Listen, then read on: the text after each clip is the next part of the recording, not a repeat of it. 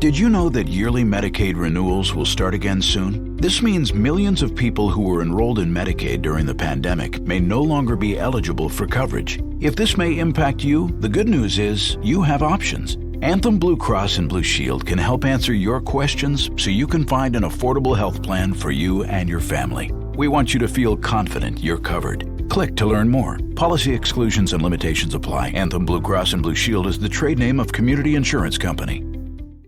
Office Depot Office Max has great deals on everything you need to succeed, like stylish furniture and chairs to keep you working comfortably, the latest tech to keep you organized and productive, calendars and planners to keep you on schedule, and cleaning supplies to keep your space spotless. It's the perfect time to stock up on the supplies you need to succeed, from the office to your home and everywhere in between. Need it fast? No problem. Place your order at OfficeDepot.com and pick it up in just 20 minutes at your nearest Office Depot or Office Max store. Hello, friends. Welcome into the Eric Zane Show Podcast, a daily podcast where I discuss news, nonsense, and my personal adventures each and every day of the work week. From the Baldwin Ace Hardware Fear Bunker Studio, Baldwin Ace Hardware, a beacon of DIY awesomeness in the Northland. I don't like to be starting the show and learn that I've lost 1,000 Pooh Bear points. And I responded with, what? What happened? So I'm racking my brain. What did I do wrong? Minus 1,000 Pooh Bear points. That is not the way you want to start this show off. She has left the home. So what? I mean, I woke up. Last night I took out the garbage, so that's in order. I packed her lunch. She went with the lasagna and the garlic bread leftovers and an orange. I put all that in there. The smoothie order was orange banana. I did that. Cup of orange juice, cup of almond milk, the banana, the yogurt, the chia seeds, and the, what's that shit called again? I don't know. That supplement that's tasteless that adds the protein. So I'm vastly confused.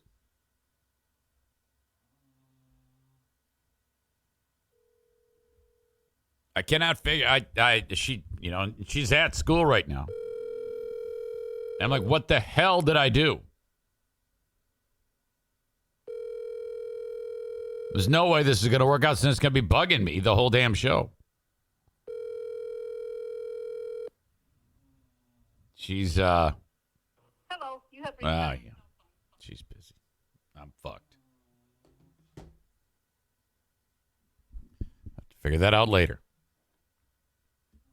Yesterday, it was an adventure. We took the NFK. I took the NFK out of his natural habitat.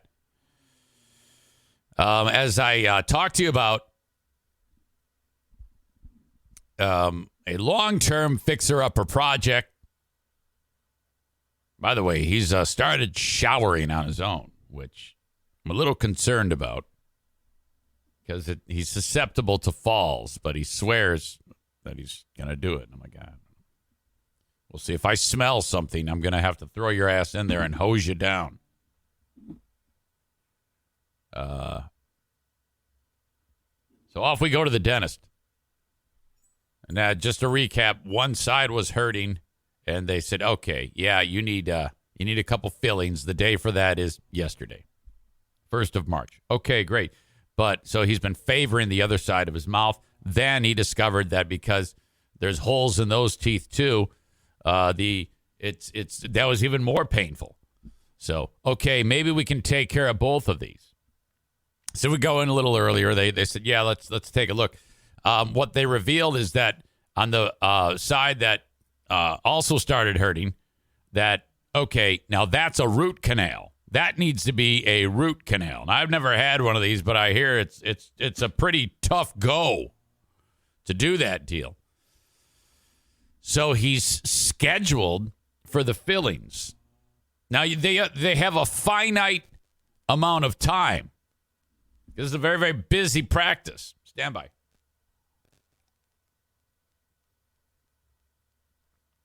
Of the two problems, the one that's more pressing is the root canal.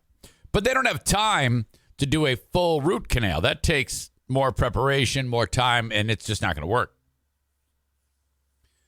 So what they decided to do was, and this is a little wonky because you might go, but they decided to, quote unquote, relieve the pressure on the root canal side. Now, what that means is, there's infection.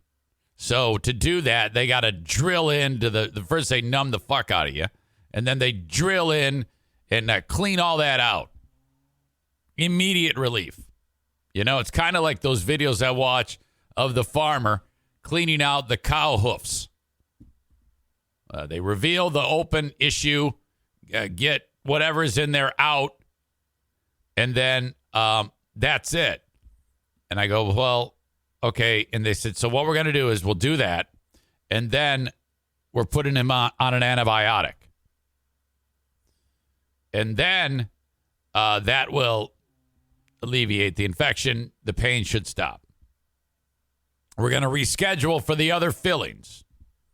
So this is a very involved process. Now, this is one of the most busy practices ever because we have to wait now several weeks, maybe even a couple months before all of this is even going to be addressed. The filling, the root canal, it's all a shit show. So the root canal, they go in, and I think that the way this works is they end up destroying that nerve. The tooth is dead, and then they put a cap or a crown on the fucking thing. This is a really involved process. I hope you're happy with your effort to destroy your mouth by not taking care of your teeth, you fucking dum-dum. Jesus.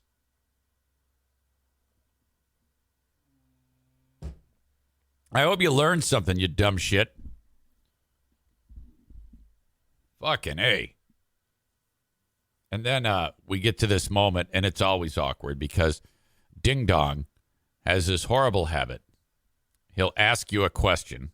You'll start to answer it, and then he interrupts your answer. Now, he does it to me. I just stop. Like if he says to me, hey, how is the sky? How is grass green, for example?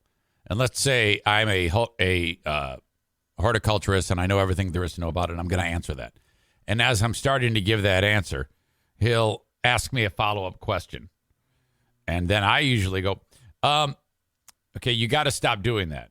I'm trying to answer one question. You're not listening to the response, and you're interrupting me. Can you not do that? Oh, yeah, okay. So that's with me. But now, when he went back into the, dentist chair, I said to the lady who's in charge, I go, okay, whatever happens, I'll be here. Just come tell me, because he's not going to remember. So she comes out. She explains to me what's up. They take care of him. He comes out, sits down next to me, and she starts to explain the plan of attack and what to expect in the coming days and just basic shit. And as she's talking, he starts doing that again. Loudly, just like throwing his voice into the conversation mid-sentence. So then I have to do it. I have to go, I'm looking at her and I go, 1 second. Dude, let her finish. Fucking pain in the ass.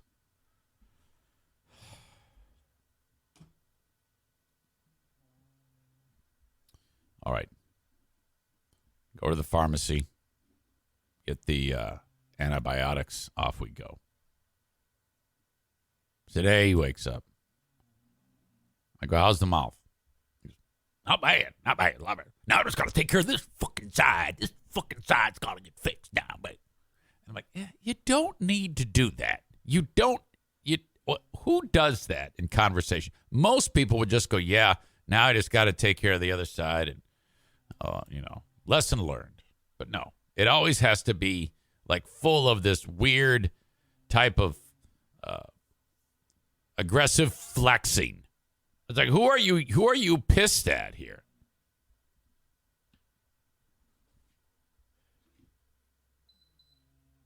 Fucking drives me up a wall. Another night last night of Diana screaming in my face. Sound asleep. And, it can happen. It could happen every night. It can happen any night and every night. Or no nights.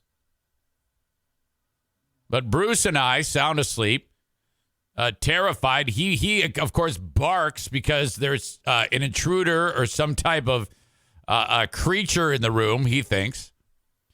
Because all we hear is,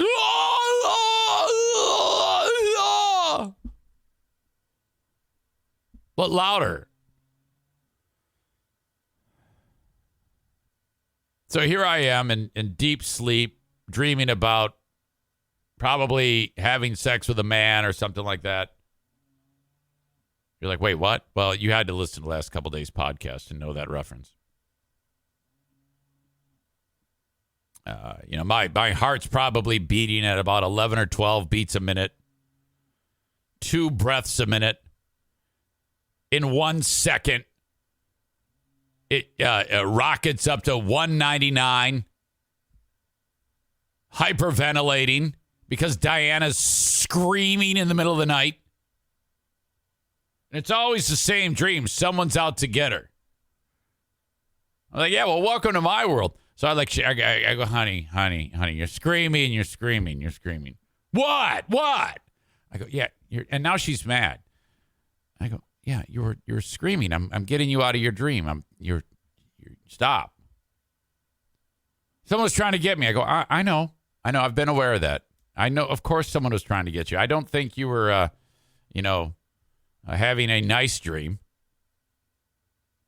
I figured it was someone was actually trying to get you. They always are trying to get you. That's always the case. And it takes a good 130 minutes for me to relax after that horrible moment. Holy shit. All right. Griffin's last night. Something terrible happened.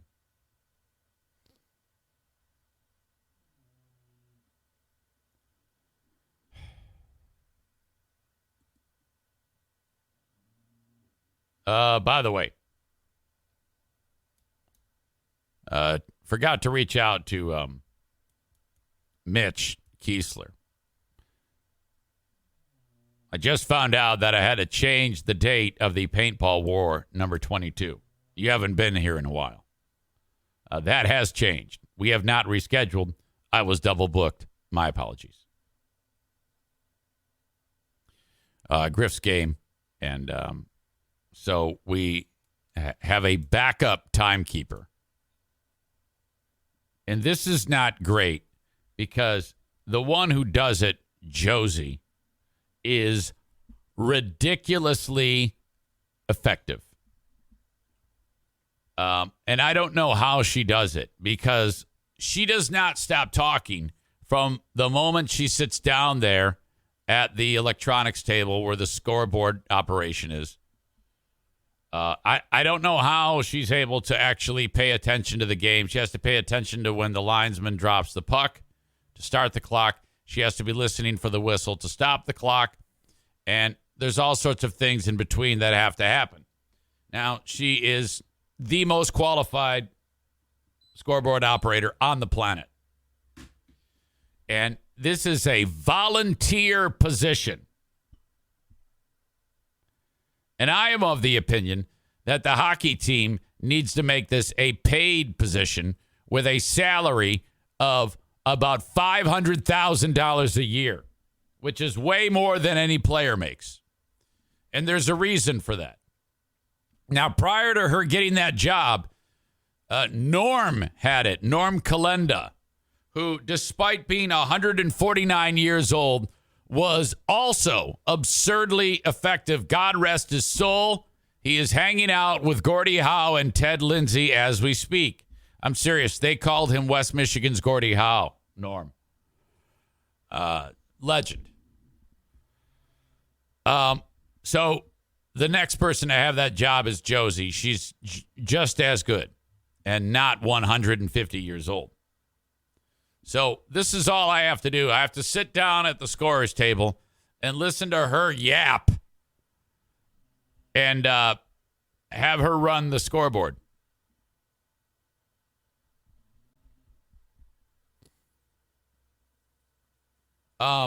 She decides to take some time off, and that means missing games. Now, that is a problem. Now, the reason why I say this needs to not be a volunteer position, she gets like 2 tickets to the game and like a free hot dog. That's all she gets. She should be paid handsomely, but she doesn't. So because she's not, if she needs to take some time off, go on a trip, she does. And then we have to put the backup in. Now, the backup, I think the backup will also tell you this now, but for some reason, the backup thought that he was qualified. Now, everyone in the arena knows he's not. But he's also, for some reason, in charge of the off-ice officials. Dude who runs the clock has no business running the clock. Now, despite filling in for Josie many, many times, he's never, ever gotten it right. Ever. Now, he's okay, I guess, at starting the clock when the ref drops the puck. And okay, I guess, when the whistle blows. But God forbid if he ever needs to hit a few buttons into the inner workings of the clock to change something.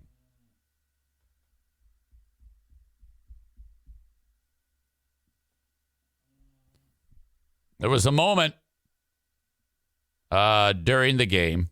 Well, this isn't yesterday's game. This is the game before. Maybe 2 games before. I don't remember. When there was time winding down in the third period. The score is tied. Play stops. The coach of the Griffins says, I think there should be more time on the clock. The refs confer. They agree. They skate over to the scorer's table. And they say into the little hole, hey, you're going to have to change that time on the clock from 5 seconds to 7.5. This is important because of the Griffs are going to get a face-off in the other team's zone, so there's potential to score a goal. Dude immediately flips out because he tries to do it, tries to change the time on the clock. And the amount of time this would take Josie is about 3 seconds.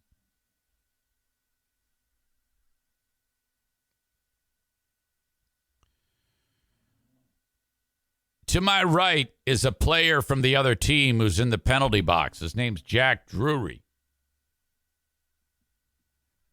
2 refs on the other side of the glass waiting for dude to change the fucking time.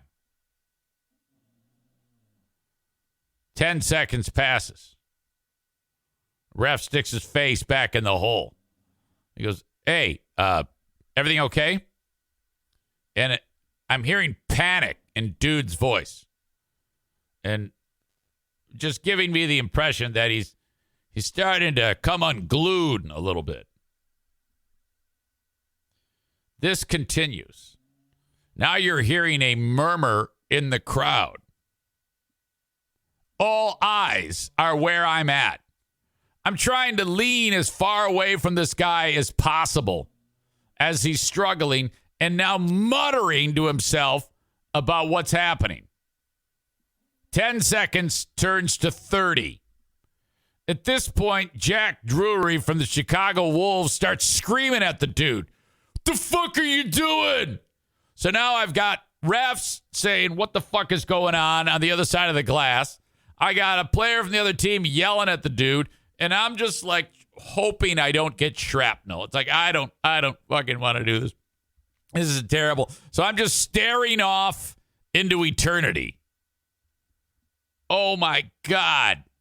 This went on. And then there's two other people in the box with me, my timeout coordinator and a scorekeeper.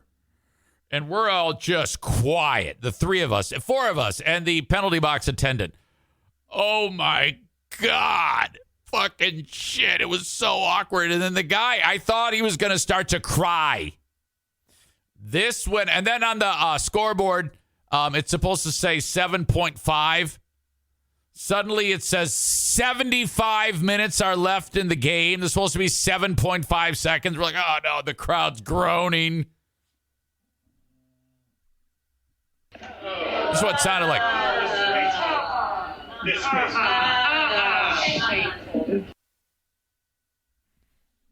That's horrible. You're telling me. It was a good 3 minutes.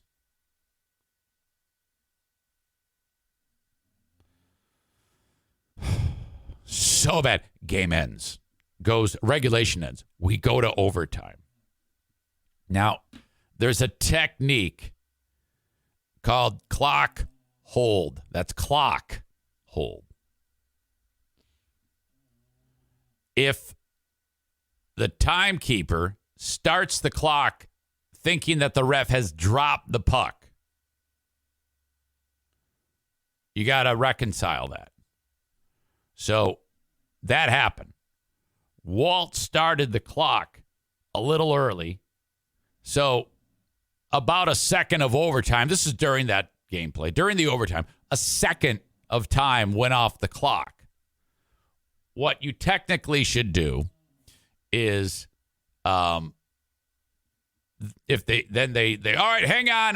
The refs are like, oh my God.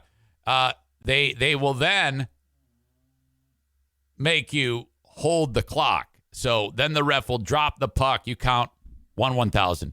Then you start it. So most of the time, that's fine. Or if no one notices, fucking let it go. Make it up on the next stoppage on your own. It's there's a little wiggle room there.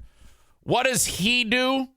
Instead of implementing the clock hold technique, knowing full well he has a horrible time changing the time, he blows the fucking bullhorn, which gets the attention of the refs. So everybody stops. Ref skates over. He goes, what? He goes, yeah, I started the clock early. I got to change I got to put 1 second back on. And we're all going, no. Fucking shit. And he did it again. We're just sitting there again in this miserable awkwardness. I was like, oh my God in heaven, no, don't say it. It's so terrible. And this goes, it happens again. Now, you got to understand, the players are all warmed up, and they don't like this type of stoppage. They want to keep the game going. And it was just miserable. We ended up losing in overtime, and it was just a shit show. Could not believe how awkward this is. I said to my friends over the hockey team, I said, I haven't felt this bad since 9/11. It goes 9/11, this. That's how terrible I felt being seated there.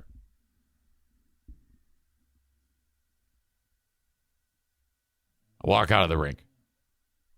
Josie is actually on Bourbon Street in New Orleans, drunk as fuck. I go, Josie. Now, first I text, I go, you won't believe the meltdown I just saw. What happened? I go, I can't text it. I have to speak it. I have to get this off my chest. driving home from the rink. I go, and she picks up the one. She's walking down the street on Bourbon Street. And I'm like, what the fuck? And I tell her what's up. And I go, can you believe this? And she's just laughing. I go, you need to be paid. You can't leave again. And then, so that was, a couple games ago. Yesterday, she's back. And with her is her brother, who also is an off-ice official, but not skilled on clock management or clock operation. You know what she did yesterday? She spent significant time teaching him how to do it. Dude is out. He actually took himself out of that position. It's like, thank God. That's the best decision you've made. You might be great at other things, but there is no mistaking. You are unqualified. No one, impossible. You can't do it. Holy shit. My God, was that a absolute abortion. I've said to her, I go, this needs to be a paid position. We cannot have it that this is like some volunteer Yahoo off the street job. Oh. A lot of people are making the comparison to yet another Eric Zane sports venue story involving clocks. Yeah, I know. You're probably going to get in trouble, Eric Zane. Well, no, that's ridiculous. All of this is exactly as it happened. So, yeah. And you might be like, yeah, but you're talking about it. It's like, bullshit. I am not going down that road again. No one is in charge of me. I can't fire myself. That was the worst. Holy crap.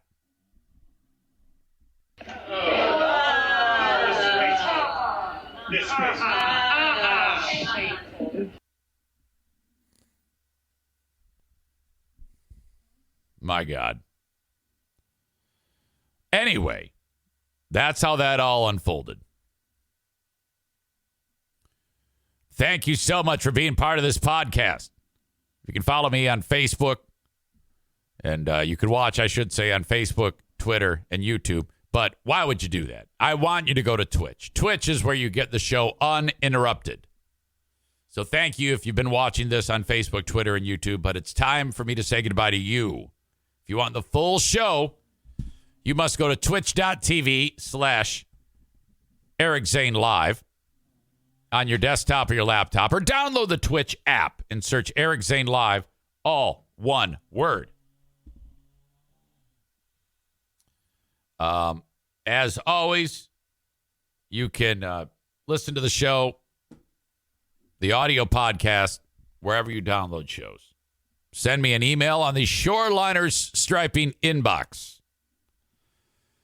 Shoreliners Striping, making so that the parking lot looks fantastic. That's who you call upon. If you also need an athletic field striped, they can do that. Maybe repaint the inside of the workplace on the floor. Sometimes businesses have needs for that. A lot of factories use that type of method. Thank you so much to Shoreliners Striping. They actually just signed up for another year of marketing on the show, so I'm very, very happy about that. Okay. So I'm going to kick the rest of you on Facebook, Twitter, and YouTube out. Eric Zane for HelloFresh. You're going to save 60% on Eric Zane for HelloFresh. You're going to save 60% plus free shipping. Pay attention. Here are the options for you. Take the family out to eat, and then you're bankrupt by the end of the month. That's out. Okay, I'm going to plan a bunch of meals. I'm going to do research, hours on end, go to the store, buy all this stuff. Somebody's going to crash into my car. I'm going to get home. Nobody's going to like it because I didn't do the recipe right. The instructions weren't clear. It goes to waste in the fridge. Blow even more money. And then everybody thinks you're a terrible preparer of meals. Or you can call upon America's #1 meal kit, HelloFresh. I would just like you to try this. We go way back, you and I. So just try this just once. Go to HelloFresh.com/Zane60, and then you'll use the code Zane60 for 60% off plus free shipping. So the box comes to your door after you make the various checks of what you like and how much food you actually want to get, and then let it play out. It comes to your door. The instructions are perfect. They're on individual cards. All of the portions are measured so that nothing goes to waste. You plate the food, you pass it along to the family at the table, and they're like, this is fantastic. I am not kidding you. It is a life game changer. HelloFresh. Again, you go to HelloFresh.com/Zane60 and use the code Zane60, and that's 60% off plus free shipping. Now, this offer does not last forever, so now is the perfect time. As I'm talking to you, log on, do it, sign up, and then get ready to have some fun and be admired by your family and friends. And make sure you tell me how it goes. Reach out to me on email or whatever. Scream at me when I'm running down the street and tell me that I was right, because I am right. HelloFresh is fantastic. I swear by it. I love these folks. HelloFresh.com/Zane60 and use the code Zane60 for 60% off plus free shipping. They didn't become America's #1 meal kit by doing anything other than being the best. Thank you, HelloFresh. Okay, you get a box of food showing up at your door from HelloFresh. Best day ever. You're like, oh, man, I cannot wait to open that thing up. That amazing packaging that keeps everything cold and fantastic. You pull out the meals. You're right. We're going to eat like queens and kings at this household with these meals from HelloFresh. Best day ever. Bonus, you get 65% off that box plus free shipping. Oh, my God. HelloFresh has never had a deal like this, and it's only because you are a listener of the Eric Zane Show podcast. HelloFresh.com/Zane65 and use the code Zane65. You get 65% off plus free shipping. That's incredible. HelloFresh.com/Zane65 and then use the code Zane65 for 65% off plus free shipping. Man, I'm telling you, this is life-changing. The food shows up at the door. Everything laid out perfectly. If you know how to read, then you know how to cook amazing meals for your family. Okay? Problem if you don't know how to read.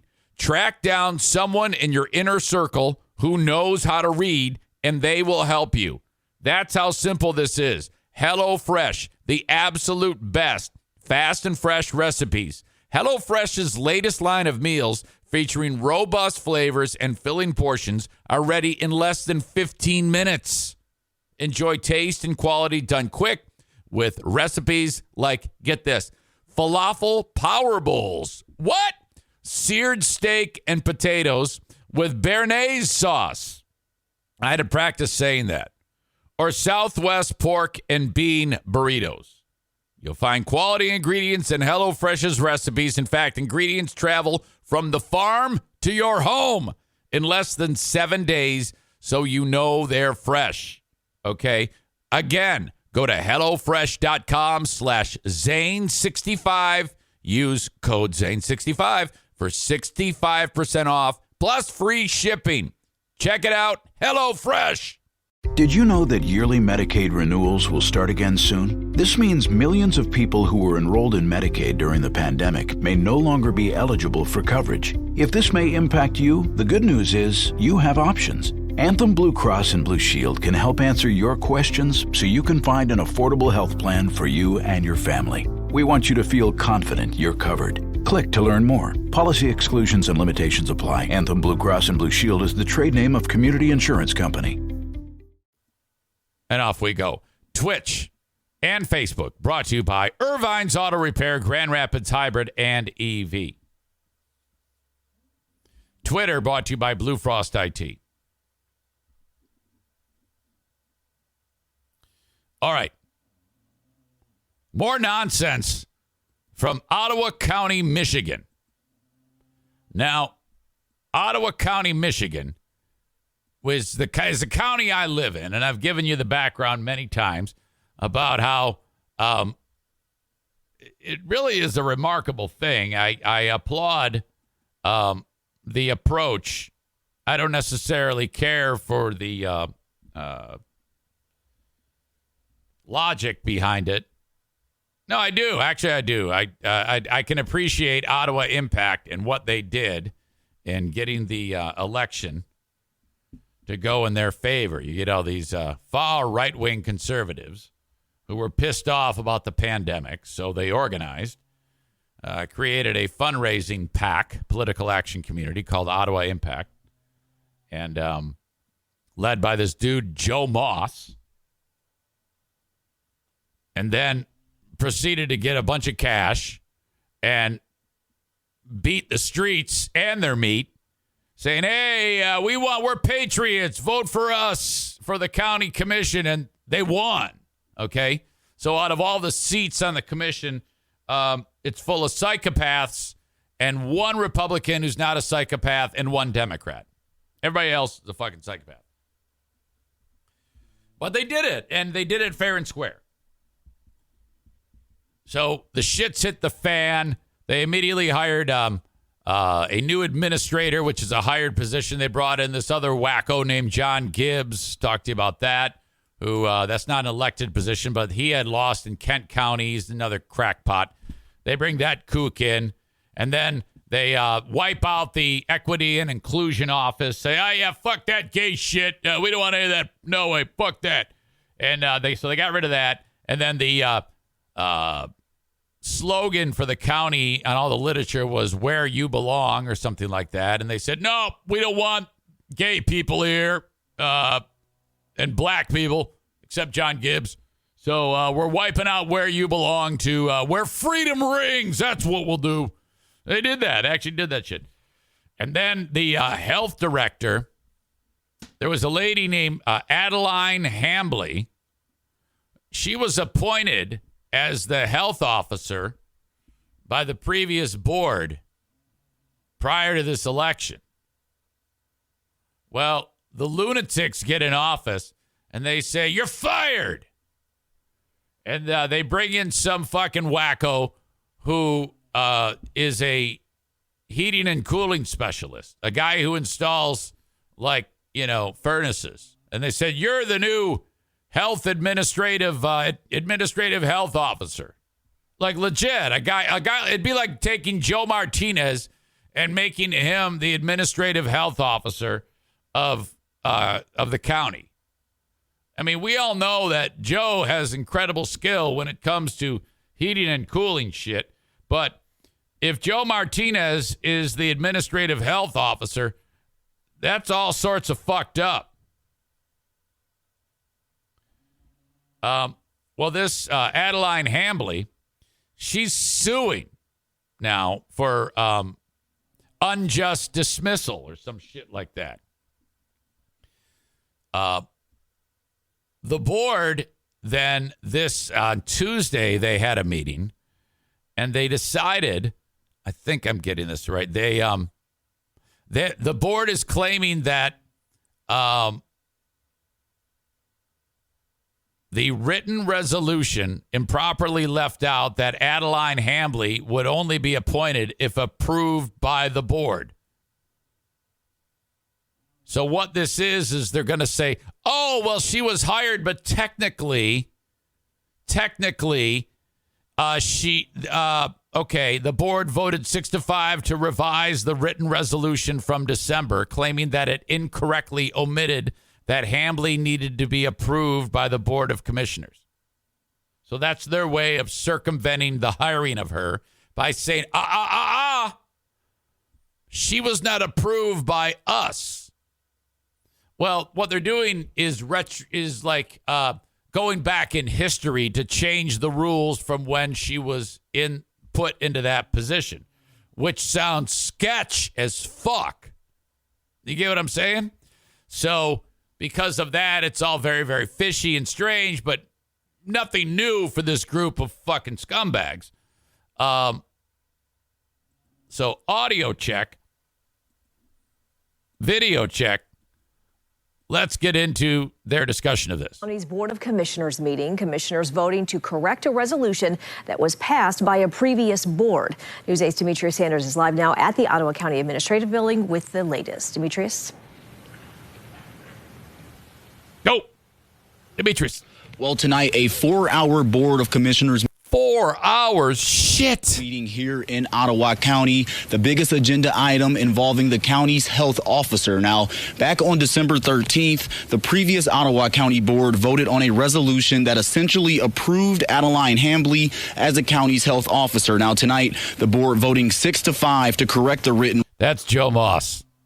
resolution, claiming that it incorrectly omitted that Hambley needed to be approved by the Board of Commissioners, although this was verbally agreed on. Now, the board's attorney says tonight's action was simply to make the resolution accurate, but some in tonight's crowd saying they feel this was an attempt to rewrite history and oust Hambley for Nathaniel Kelly. Kelly was chosen to be health commissioner by the new conservative board and has previously stated he doesn't agree. That's the, what do you call it? HVAC guy. And he's a big, oh, yeah, we don't need masks. No one should get the vaccines. That's what this is all about, okay? With COVID-19 mitigations like masking and... I don't like that. I wish that would stop. Commissioners voting to... Oh, good. Hang on. to change the language in the resolution. It's one thing to correct our own minutes and our own resolutions, but I believe it's crossing the line to try to correct prior commission. Okay, this is the one dissenter, or one of two dissenters. Saying, yeah, we can't go back. That's ridiculous. And the only reason why they're doing this is so that they can avoid the lawsuit. I think if we are upset with who is chosen to be our health officer for us in this Hambley, that we can address that going forward. It's entirely appropriate to have the record reflect the actual words of the commissioners who passed the resolution. All of us here as commissioners understand why this was brought to us. I'm not going to speak to that, but I believe it's a pretty big Hail Mary. I don't think it's going to land, and I believe it's probably going to land us in harder situations going forward. Okay, so he's trying to make sense of this all, too.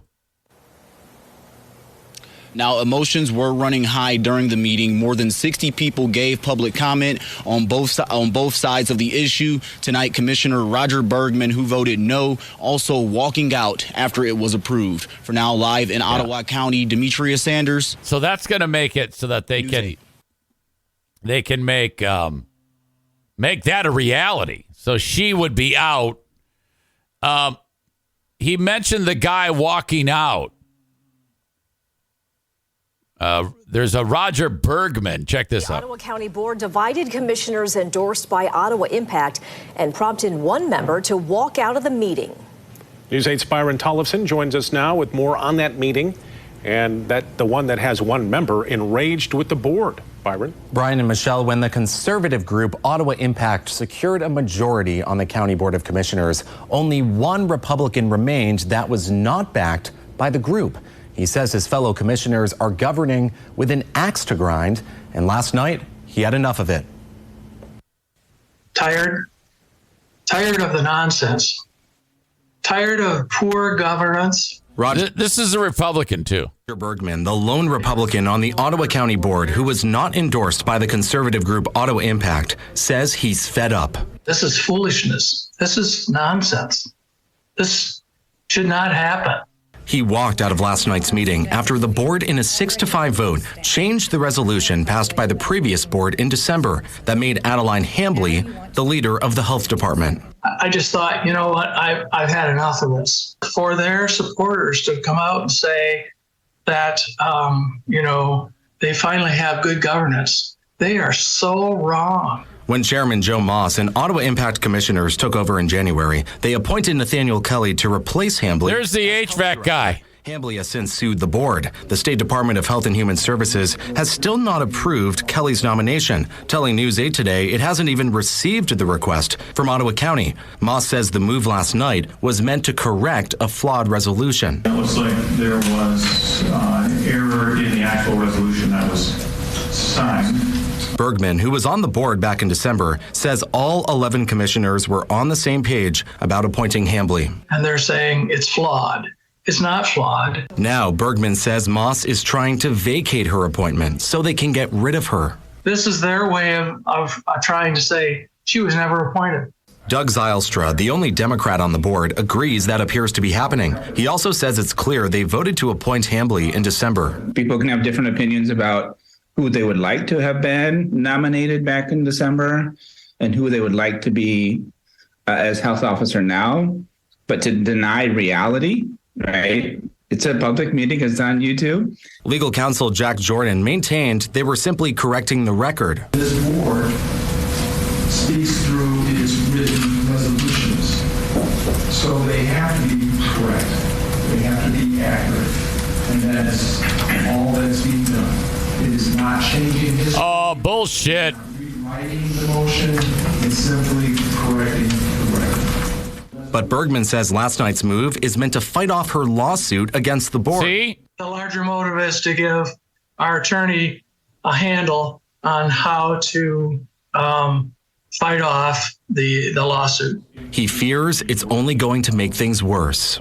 I think it gives Adeline and her attorney more ammunition in terms of, what they can sue for.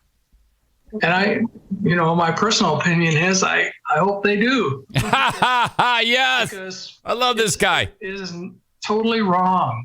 What happened last night was totally wrong. Multiple Ottawa Impact endorsed members joined Bergman in voting no, including Jacob Bonema, Rebecca Curran, and Kyle Terpstra. None of them responded to requests for comment. We called and emailed Joe Moss to get his side of the story, to no response. So we went to his Jenison business. Fresh phone. We're wondering if Joe's around.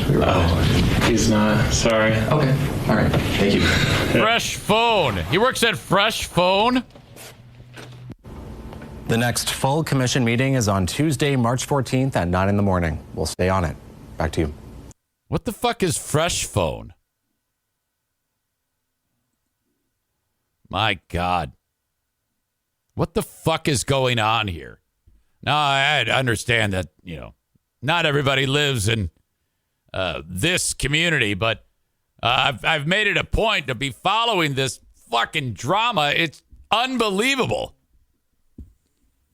Aram, trying to get some fresh air and not annoy me today, writes, this has to be a violation of federal employment law. I would agree. Fresh Phone, West Michigan.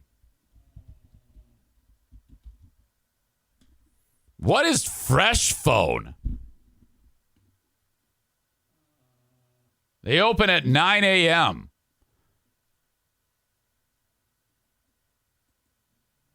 Okay. We gotta follow up on this. We gotta get this asshole on the air. Or I'm not on the I'm not on the air. On this podcast. Jesus. What a fucking shit show. Can't drop the E says, sounds like a new business to boycott. I don't think that's going to be a problem.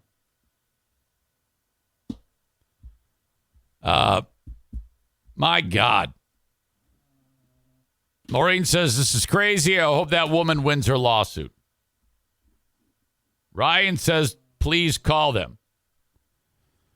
Chris says, the Ministry of Information is just doing their job and correcting history. That's a Harry Potter reference.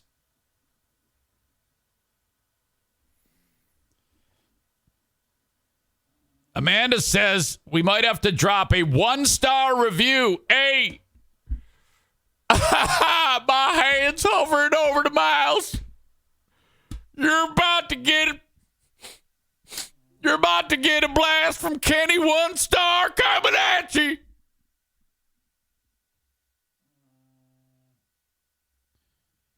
All right. Holy crap. All right, folks. Once this podcast is done, I got more podcasting for you on Patreon. Patreon.com/Eric Zane. Try it for 1 month. I won't let you down. I will not let you down. We got a new episode of Who Are These Zanes? Episode 14 comes at you. It will drop on Saturday.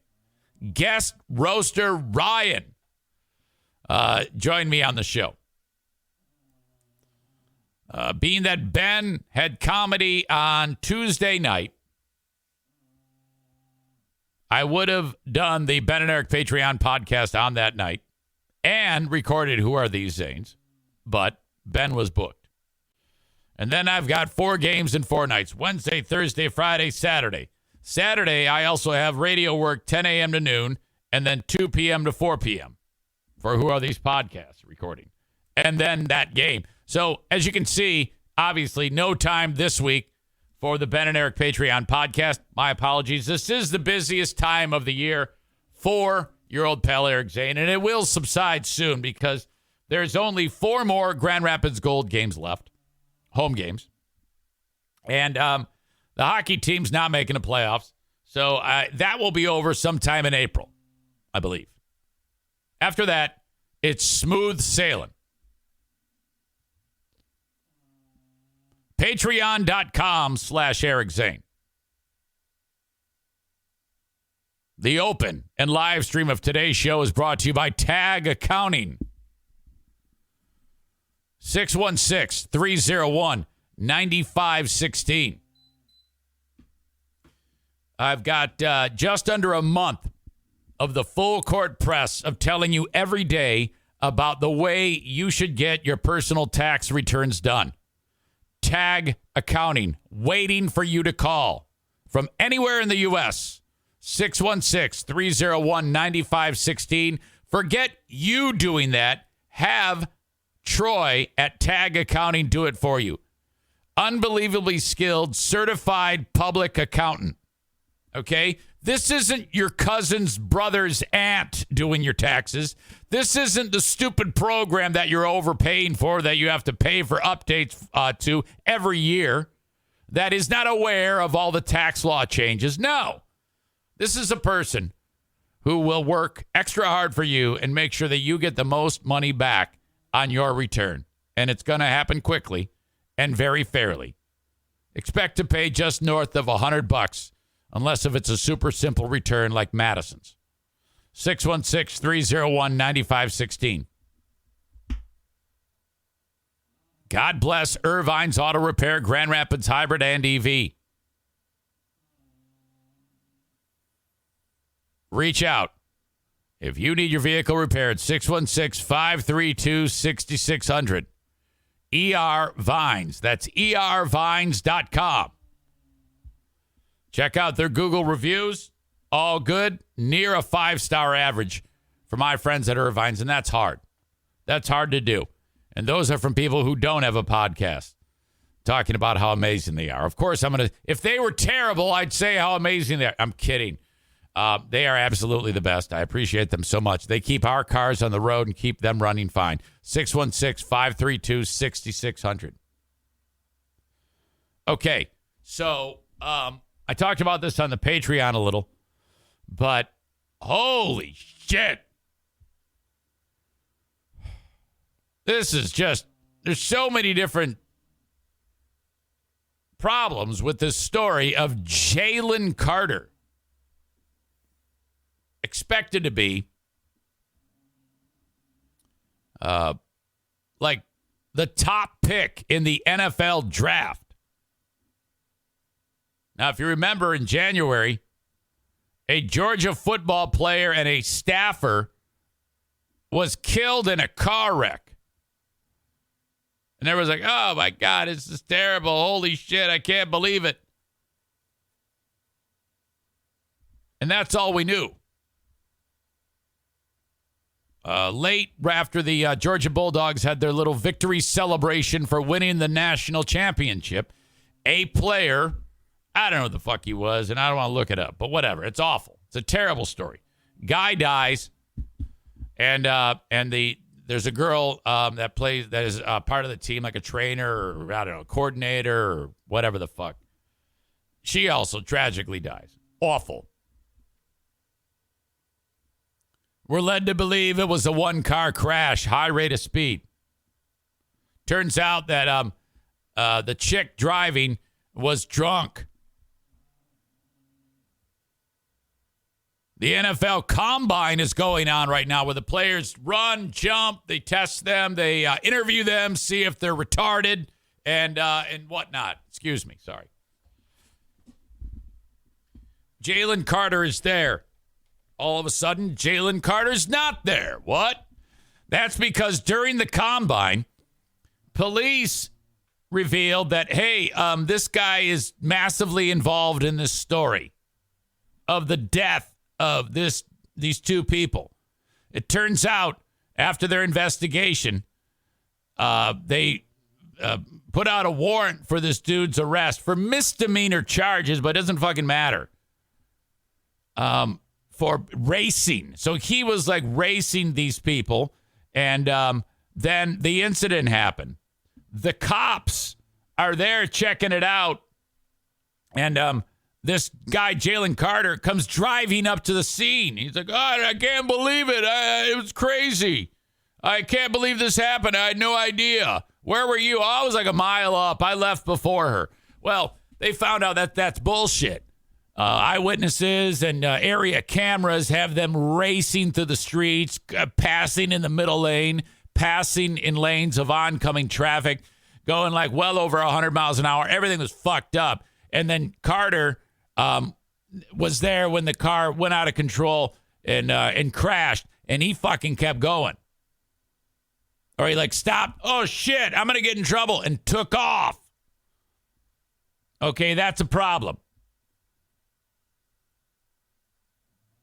Comes back, lies to the cops. Then after a few more questions, he finally caves. Says, I was here. Fucking shit. That came out yesterday. The fucking dummy goes to the Combine. Once that news hits, he bails. He just leaves.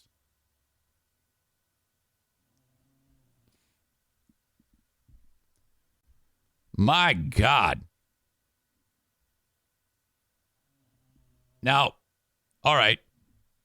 First of all, you have the issue of leaving the scene of an accident while people are badly hurt. Who knows if they were immediately killed or if they could have been saved, he would have been then the first responder, you know, or part of that. And it's just horrible. It's a horrible decision. My God. So that's bubbling under right now. Now, if you're an NFL team looking to spend millions of dollars on the best football player with a contract, you know, drafting them and then making them your big first round draft pick, and he could very well be the number one overall pick, top 3. Well, you know, nowadays these NFL teams are like, we can no longer stop hiring and drafting these scumbags who make stupid decisions. So that's starting to now really factor into draft picks. You can do wonderful things with a football, but if you're a piece of shit, you know, they're not going to draft you. And that's kind of strange because not every team is like that. You know, if you're like the Cleveland Browns, you'd be like, oh, we don't give a fuck. Just get over here and we'll sign you to a massive contract. I mean, see Deshaun Watson. So, but some teams actually do have a conscience. Like the Detroit Lions. They wouldn't want this fucking dick on their team. So this piece of shit now has cost himself millions of dollars. In the end, I don't think it's really going to matter that much because he's really good. Frankly, I don't think there's any... The only people that are outraged right now about this are the people who are like caught up in the moment. Like if you're a fan of a certain team and you're like, oh, we better not draft him. Give it time. After about a year in the league or his first time he is up for a free agent contract, you're going to be like, I hope we get Jalen Carter. I think the worst part of this is that there's dead people who now, I mean, there's moms and dads and family members who are grieving, knowing full well that this guy, Carter, didn't give a shit about them as they lay dying in the street. You know, I mean, that's all pretty fucked up, in my opinion. So at the NFL Combine, all the writers are there's 1,000 writers waiting for Jalen Carter to speak, and then he doesn't show up. So they're like, where's Jalen Carter? That's when the story started to percolate in Indianapolis. One of the people who was there witnessing it all is one of my new pals, USA Today writer Jeff Risdon, who covers the NFL and the Lions, as I said, for USA Today. Hey. What up, buddy? You're live. How are you? I'm good. How you, Zane? Never better. Never better. How? What a shit show. It seems like every year there's something that happens that gets everybody hopping. And this it's different, man. It is something different every year. This death is a new one. I haven't encountered that one in my 16 years down here. Right on.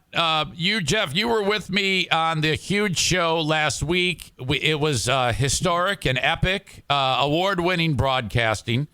And so since then, to have you there firsthand covering all of this, you were in that throng of reporters when the word started to percolate that Carter was not going to be there. Yeah, I was standing there, and as I tweeted out yesterday, there was the biggest crowd of people I've ever seen around a podium since Tim Tebow was here. It had that much, so we kind of knew, like, okay, it started to break a little bit, but we didn't know if he was going to show up, if he was here, if he was going to speak. And it became clear pretty quickly that he wasn't going to do any of those things, and in fact wasn't here. But yeah, it was wild, man.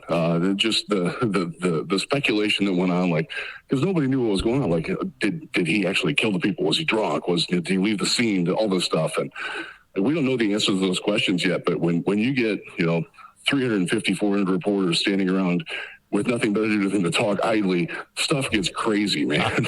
So now, when did because we didn't know anything about Jalen Carter up until just recently, right? He was not included in the story. Right. Yeah, he was not. We obviously knew the story of the car accident in Athens, Georgia, right after Georgia's national championship celebration parade. We didn't know that he was involved in it. We didn't have any word of this.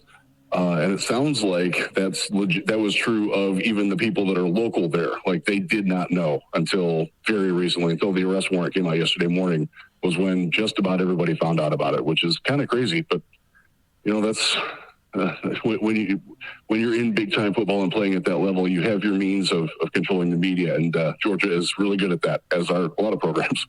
Do you think, conspiracy theory, do you think someone who's not happy with Carter wanted to wait till this came out until that moment when you were there? Oh, damn. That was a big topic of conversation yesterday. Nobody really knows. I kind of think that the timing was more than a little weird. The fact that he's supposed to be speaking at 10:30 and it's like 9:50, I think, is when this whole thing broke. And that's a little shaky to me. And a lot of other people too. They're like, you know what? Couldn't that have waited? Or couldn't that have come out yesterday? Couldn't it have come out, the next day, like after he spoke? The timing is very suspect for sure. So because of, so he returned to the scene a short time after the incident happened and was like, oh, I can't believe it. Like, acted like he wasn't there. He lied, according to the police. And then came back, and then they revealed after some questioning that he was, in fact, there. But they didn't, test him for alcohol or anything. So, I mean, they would know right then and there if he was intoxicated. That hasn't come out. That hasn't been talked about. So, at the worst right now, I think how it looks is actually more devastating to Jalen Carter than what the actual charges are, which is 2 misdemeanor offenses. Yeah, I would agree with that. And that's sort of where we're settling today is like, and we went out last night, and because in Indy, when you're with people, you'll go and you talk about these things. And the general consensus now is that he's probably going to get pled down to even lesser of a misdemeanor. He'll pay fines, he'll do community service, and be fine for the draft. Like that's the thing. He needs to have this done before the draft happens. Because if it's still lingering out there, if it's not settled in court or adjudicated or whatever, that's a problem. Like, because that's a risk. And NFL teams don't want to take that sort of risk. Like, you just drafted a guy and he's going to be in jail for 2 years for being involved in the death of two people. Like, that's not something that you know. Brad Holmes didn't want to walk out to the podium and answer those questions. Yeah, nobody does. So the key for Carter is he's got to get this done quickly. They need the wheels of justice to spin quickly in Georgia. If not, it is definitely going to hurt where he winds up being drafted. And I will just add for all the Lions fans that are out there, if he's still got these charges going on against him, they will not take him. No. Yeah, the Lions. No turds, man. No turds. The Lions aren't like the team that you used to cover, the Cleveland Browns. The Browns. It's funny you say that because I'm actually sitting with Browns guys this morning. Yeah, I'm sure you are. I mean, they don't care. They're like, we don't care if he murdered anybody. We'll bring him in. You know, they're very envious of the team that I cover now. And right. That's been a fun hat flip for me. Oh my God, yes. Jeff Risdon at the Lions Wire on Twitter, writer for USA Today, and also you have your Facebook page at Jeff Risdon. For everything NFL and combine related. And that's part of what I wanted to ask you about because being that you're there and I'm being the Lions fan here and you writing for them, the interaction or what witnessed Dan Campbell saying, the importance is it isn't so much people running around in their pajamas. It's what you see when you watch them actually play the game of football. Isn't that right? Yeah, that's 100% accurate. And he said that at the end of his press conference yesterday. So we get to start watching the dudes run around today, this afternoon, over at the Colts Stadium. And I don't expect Dan to be there. It's just not something that he cares about. He watches film and does it that way. There are people within the Lions organization who do care about the athletic testing and measurement and things like that. That's more scouting stuff. That's not Dan's stuff. Yeah. Dan knows what he wants to see. So the biggest thing that I got from Dan yesterday was that he said that they've interviewed about 35 guys, and there were 4 that he thinks can be Detroit Lions, that have the right mindset, the grit, the mentality, the mental toughness, the characteristics that they want. So that's that could be anywhere in the draft. That could be a third-round defensive tackle from Wisconsin, who I think is one of them, because he mentioned grit in his interview several times, and he knows who I am, so I think he was sending me a message that they're going to take him. There's my idle speculation for the day. Keanu Benton is his name. Okay, hold on. Back that up. Where is he out of? Wisconsin. And he's what position? He's a defensive tackle. And you're thinking like what round for this guy? He's a second or third rounder. So like the Vikings pick that they have at the end of the second or their own third rounder. I might have asked you this already, but I got to spell out his name. What's his name again?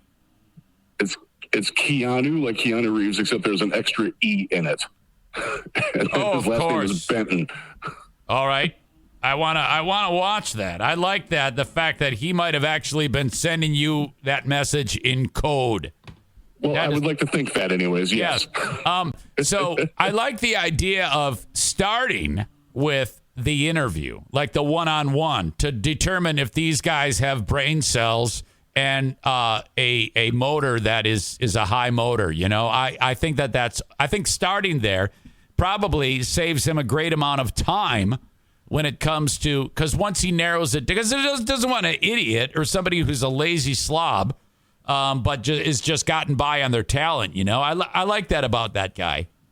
Yeah, and keep in mind when they're done here and they go to the pro days, and that pro day circuit fires up next week, actually, they're allowed, I believe it's 35 visits from players. They're not going to waste time on guys that they know won't fit. And that's one of the things that they're doing here is, and they did it at the Senior Bowl and the Shrine Bowl as well, is whittling through all the players and understanding this guy isn't what we want. He might be a great player, but he doesn't fit what we're trying to do, so we're not going to spend and waste any more time on him. So from that standpoint, it's a very smart way to go about it. And so, you're looking at the recent years' draft picks, players who fit that mold, and the proof is there. I mean, we've seen the fruits of that due diligence showing up for the football team, and I love that idea. Yeah, I do too. And it's crazy being down here with, I know people from all over the country, and like everybody's coming up like, y'all got something good, man. And we talked about it when we were on the air last week. Like that is a legit sentiment that's going on right now. Is like people are excited about the Detroit Lions, not just people in Detroit, people around the country. And it's a fun place to be. It's an unusual place to be because we have not been there in quite some time. You should follow at the Lions Wire on Twitter or at Jeff Risdon. Follow them both. Any famous people there making the scene? Kenny Mayne, maybe. Is he the guy who always races the combine? I don't even remember. Any famous people in the media? Rich Eisen, he's here. Rich Eisen, that's it. I'm trying to think of who the most famous person I've run into. I sat next to, unwittingly, former defensive back Solomon Wilcots sat next to me. Ran into Tony Gonzalez, literally, the Hall of Fame tight end. And Zane, you know how big I am. He was a lot bigger than me, dude. That was kind of intimidating. Holy cow. Oh, my God. That's incredible. Yeah, he's got about 50 pounds on me and looks a hell of a lot better with it, too. Oh, yeah, he's handsome. You and I are total dogs, Yes, yeah. It's kind of frustrating. So I'm looking out the window right now, and Brad Holmes is walking over from the hotel. Oh, there he is. You can actually see him. Do you remember the one live tweeting? Do you remember the one training or the one combine when the big guy was running and his ding dong fell out of his shorts? Do you remember that? Absolutely, I do. That was Chris Jones. He's a really good player. He plays for the Chiefs. He's a starting defensive tackle. He's a really good one too. Yeah, he actually got a little turf burn there, which is something that I'm not sure any doctor has ever had to diagnose before. Yeah, his crank fell right out of his pants. It was incredible.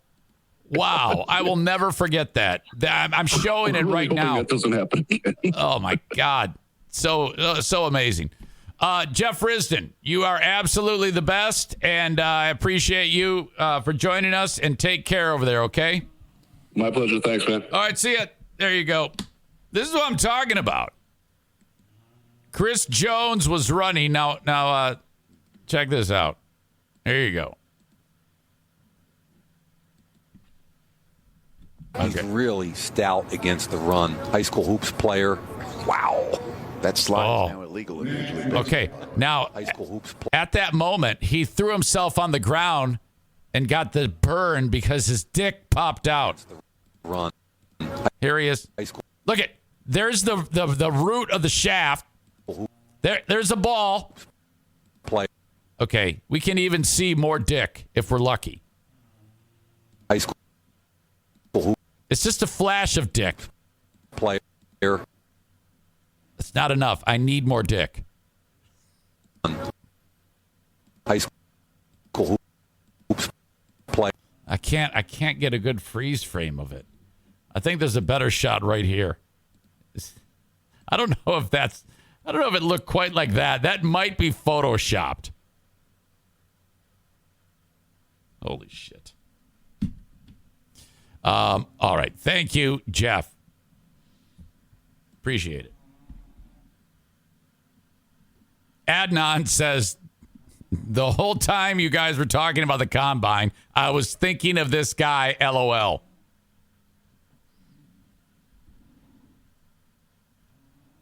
The commentator says, oops.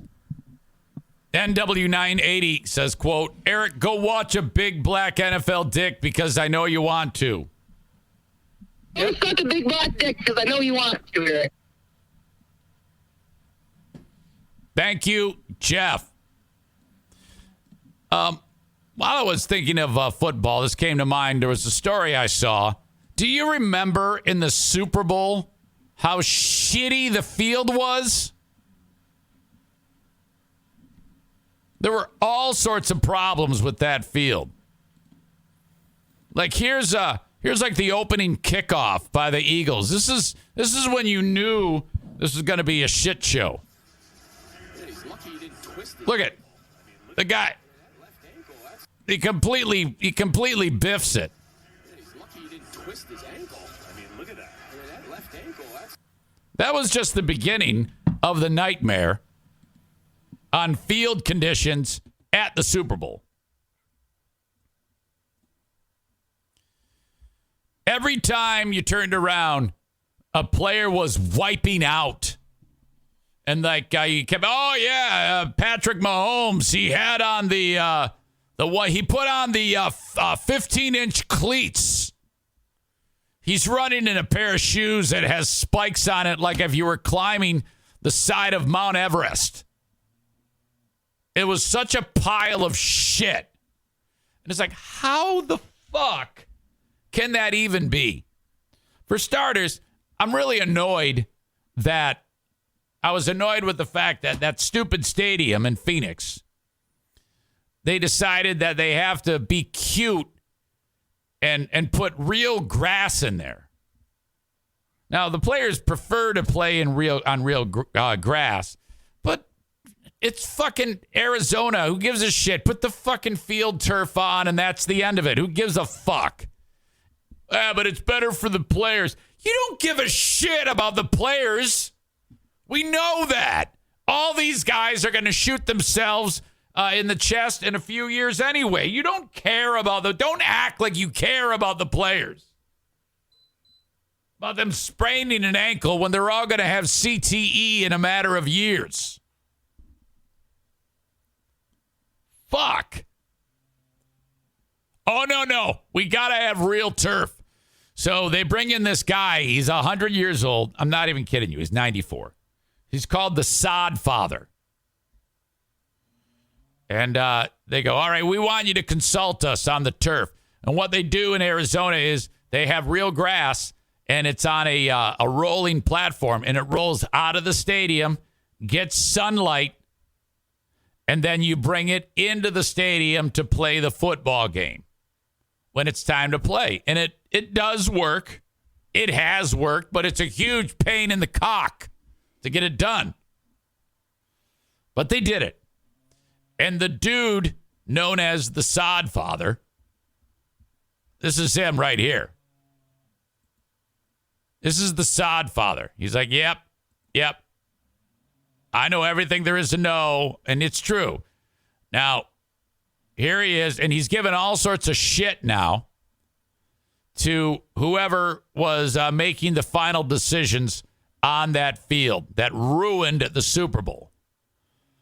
Players have said that was the worst surface they've ever played on. And that's after playing games in Green Bay. Longtime NFL groundskeeper George Toma, the Sod Father, has come out swinging against the poor field conditions at State Farm Field during the Super Bowl. Speaking with ESPN's Josh Weinfuss, Toma blamed the slippery field on NFL field director Ed Mangan. So a guy that works for the NFL, and Toma's like, I've forgotten more about grass than this asshole knows. He's a fucking moron. And I love this guy because when you're 94, you don't care. And you say whatever the fuck you want. Like, what are they going to do? Do something to you? And give me a break. All they needed to do was hire this Toma dude. But they didn't do that. They got this piece of shit who fucked everything up. Toma throws Ed Mangan under the bus with this. Quote, he waters the hell out of it and puts it right into the stadium, and that's it. Never sees sunlight again. He can't do that. I guess when you do that, you're causing mold, bacteria, and the sun doesn't do what it's supposed to do. Allows the water to nourish the field. Toma went on the field and checked it out and knew that they were fucked. He said it smelled rotten, like decay. Quote, he sanded it 2 weeks too late. Now, I'm not sure what that means, putting sand on it, but whatever. He had only one sanding. You need to have 2 or 3 sandings. Quote, but he didn't do shit. That's his exact quote. And that was it. And not only that, he didn't take care of it. He wouldn't listen to anybody. So this guy, this Mangan, must be some young hotshot fucker who doesn't, take advice. You got a 94-year-old guy known as the sod father. You're not going to listen to him. What kind of piece of shit are you? Listen for once. In the days leading up to the Super Bowl, Toma was excited about the quality of the field. I believe this is the second best grass we've had. Toma, who's worked the turf of every Super Bowl in NFL history. He told reporters on the Tuesday before the big game. The grass, known as Tahoma Hybrid Bermuda, overseeded with rye, was wheeled in and out of the stadium so it could get sunshine ahead of the Super Bowl Sunday. It cost $800,000. So leading up to the guy, Toma was like, oh, it's great. We did a great job. But then this fucking asshole took over and fucked everything up.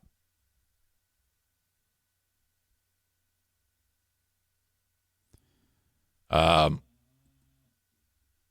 fact, I've got a clip here that shows you exactly how this works. This is them wheeling out the field. There's no audio to this, but you can see that platform moving. That is fucking an engineering marvel.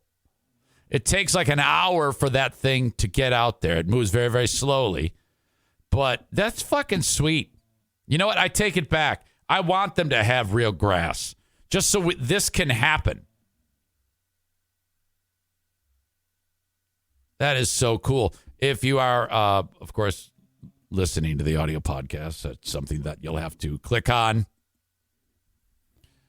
It looks like a field going out of a stadium. But I just cannot believe that some dickhead fucked it up. Thomas said, we bring it back in at 6 at night. It takes an hour to roll out, hour to roll in. I feel bad. On Thursday, it'll be brought in and it won't see sunshine again until after the game. But despite the high praise for the field before the game, once the action kicked off, things got messy fast. Players on both teams struggled to keep their feet and were blunt, saying it was the worst field I've ever played on, said Eagles defender Hassan Reddick after the game. It was very disappointing. It's the NFL. You would think it'd be better so we could get some better play, but it is what it is. It was terrible. Eagles offensive tackle Jorgen Mailata said in the locker room after the game, I'm no grass expert. It was just very, very slick. You couldn't anchor. You had to get your whole foot on the ground. If you try and just use your toe, it would slip right away. You saw the receivers. It was like a water park out there, and we're playing on grass. The NFL did not immediately. How is it? Leave it to the NFL. These fucking dicks. How often have we seen them not be able to get out of their own way? Somebody needs to get fired. If I'm Roger Goodell after that game, I have a public firing of that asshole that the sod father publicly indicted. My God. As things stand, Toma, the sod father, does not plan on being back to check up on another Super Bowl field anytime soon. He said, fuck it. Quote, I can't take it anymore. He told the ESPN, me and the league are finished. They can't tell me what to do anymore. We're done. I love that. Toma's awesome. 94 years old, does not give a shit. My God, what a thing. It's ridiculous. All right. I have not forgotten about Kyle. Let's Kill with Kyle. He's going to join us in moments, as he does on Thursdays. We'll get to him in a bit. While I'm here, I'd like to mention Cameo. Hire me on Cameo. Cameo.com/Eric Zane. $20 is what I charge for a Cameo. Not bad. If you want to hire me for a roast, birthday wishes, congratulatory message, workplace achievement, I can be as ridiculously rude or as sweet as you want me to be. Hire me, Cameo.com/Eric Zane. All right, check me out on Cameo. Thank you to the Kent County Health Department. If you need any information on the WIC program, this is where you go.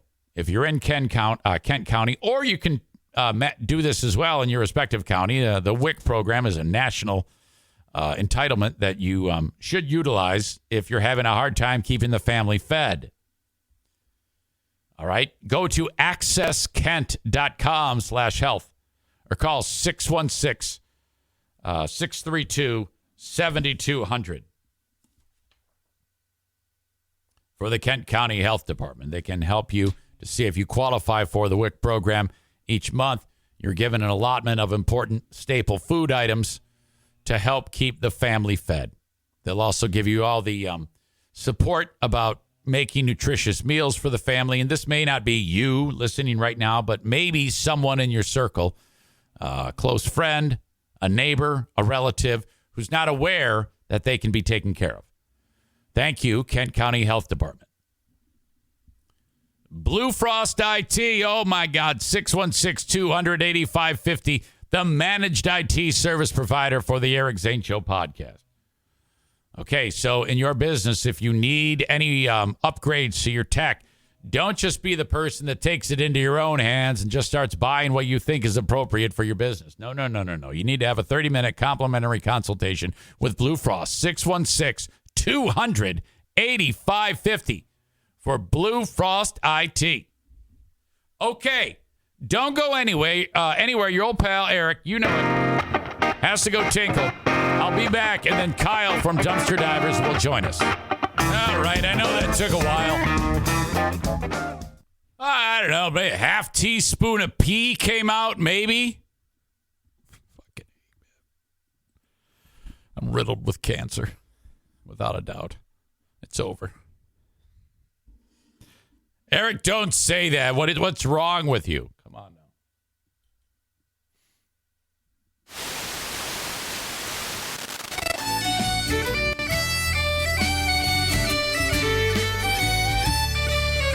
Sounds nice. Our pop is that they. Sorry, I knew I had to share with you, so I don't want you to miss this wonderful conversation on the next edition of Equip.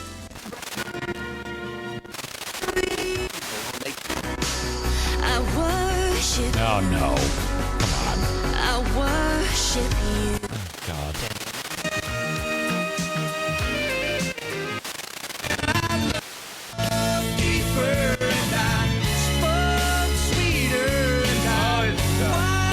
B93. I like this song. This is the one about the guy's about to die. Live life like you're dying. That's a fucked up song right there. Mm-hmm. She says her gums are irritating.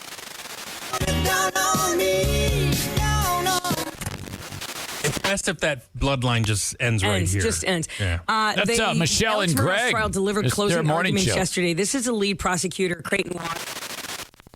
Amazing, though, the gifts of these illustrators. So the fact that they can to pencil and paper and come up with these images. I think this is a Burn King. Bring us into the scriptures, into the life of Mary. Gains a large following on social media by posting entertaining images or videos of their pets. So yes. Mm-hmm.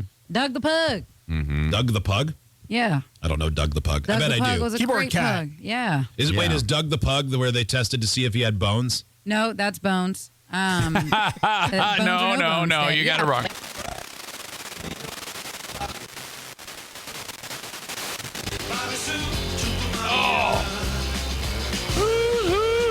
Go on, take the money and run. Yeah. Months into it, so like we weren't. See what's going on a Pudding's MAGA Hour. You heard that right. Responsibly. Individuals can end up in losing their home. That's enough. Go on, take the money and run. Yeah, yahoo! Go on, take the money and run. Ooh, Lord. Billy Mack, he's a detective down in Texas. He knows just exactly what the facts is. He rhymed Texas with facts is. Eric Zane, dude. Kyle, how are you? I'm just chilling, dude. What are you doing? Oh, the same old shit for the past several years. So are you at the office? Are you driving? What are you doing? I'm at the office, baby. Just doing my thing. A little bit of this, a little bit of that. Okay. Have you found anything interesting in your dumpster exploits that is worth value? No, not really recently. It's mostly just been a bunch of shit. I saw a post on Reddit at a dump. They found like 6 pallets full of Magic the Gathering cards. That sounds like something that might be found in a dumpster.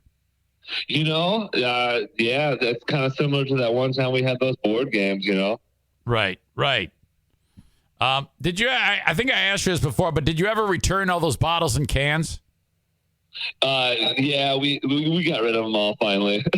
You actually did return them to like the grocery store? Well, we returned some of them, and then we gave a bunch of them to Tony's friend who needed some cash. Oh, he's little light in the pocket. Yeah.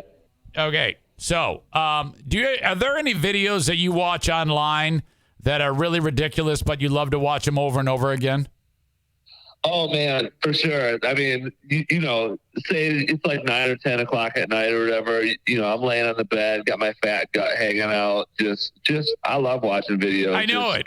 Cruising through and just seeing.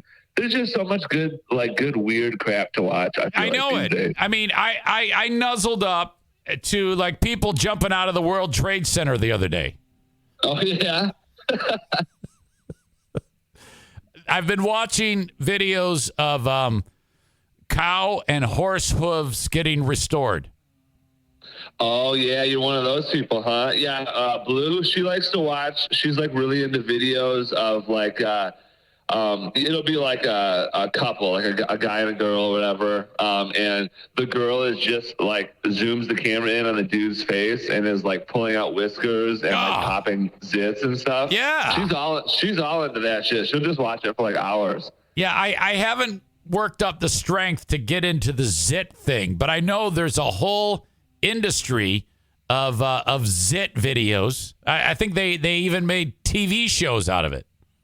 I know, it's wild. Like, yeah, she was watching one last night, which is why I bring it up. And like the people, that's all they do is just post that, and they have like I think 550,000 followers or something like that. Yeah. And I'm like, what a great. I mean, if that's how you can make some cash, that's how you can make some fucking cash, dude. Do you think we'll ever get to a point where something like jizzing dicks is going to become mainstream? So, I mean, it kind of is on certain parts of the web. Well, you know what I mean? Yeah, I mean, not even like the internet. Just 8 o'clock on ABC.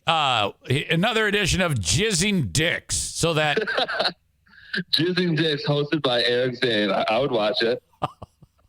Yeah, I mean, why not? Why the hell not?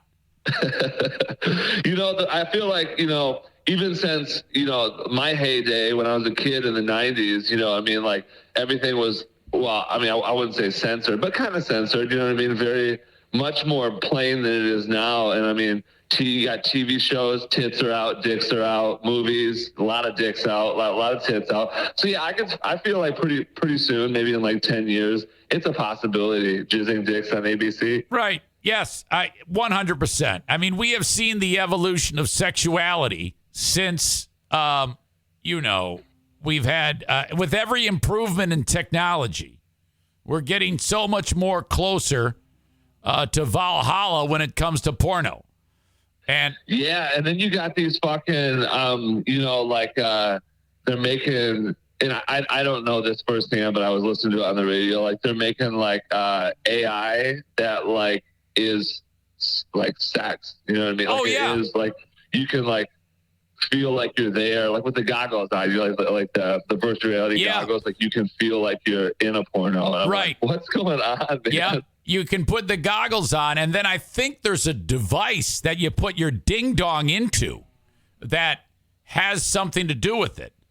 And I think that you can actually you can even have sex over the internet with a significant other, and I think it involves something like that. Unless I saw a movie depicting that? I'm not sure. It all runs together for me. Oh, for sure. My God, that's ridiculous. Were you just talking about jizzing or something like in the past half hour or something on the show? No, it just happened to come to mind because I guess that's on my brain, which is ridiculous. Yeah. Hey, you ever have a gay dream? Oh, geez. I don't even know. I feel like the problem with me getting older is that I don't really get to remember a lot of my dreams. Yeah. When I was a kid, I remembered like a lot of my dreams. Oh, yeah. Life was looking up and everything was, nice when you're a kid. But these days I can't really remember dreams, but I don't have like a memory sticking out in my head of me like boning a dude or nothing. Oh man, I'm 1,000,000%. When I'm sleeping and dreaming, I'm the biggest gay guy ever. Just jacking dicks left and right, Eric Zane. And then I wake up and I'm like, what the fuck? Oh my God, I'm totally gay. Oh, fucking shit. There's some hidden desires that you should probably see a psychologist. It's ridiculous, man. Holy shit. All right. Hey, what's going on? This is all about me so far. What's going on in your world that you want to get off your chest? Kyle from Dumpster Divers.